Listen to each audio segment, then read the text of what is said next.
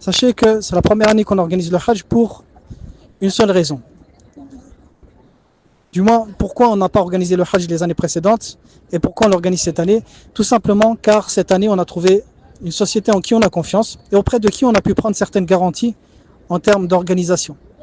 Je pense que beaucoup d'entre vous ont entendu les problèmes logistiques qu'il y a pu avoir les années précédentes, comme certains pèlerins qui se sont retrouvés sans guide, se sont retrouvés un peu livrés eux-mêmes.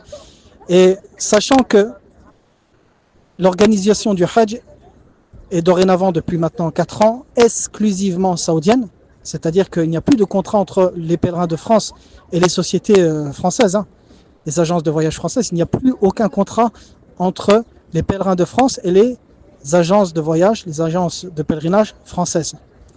Il faut savoir que le contrat maintenant est exclusivement saoudien et l'organisation est exclusivement saoudienne seulement.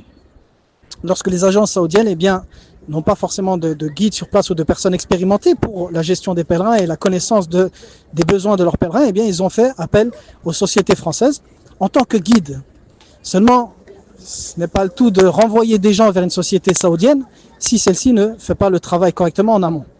Et ça, c'est la raison pour laquelle l'année précédente, Kabir et moi, on a décidé de se retirer, même si on songeait sérieusement à organiser, mais quand on a eu des doutes, quand on a vu certaines choses par rapport à l'organisation, on a préféré se retirer. On a bien fait parce qu'on a eu des échos sur ce qui s'est passé l'année dernière auprès de certaines sociétés.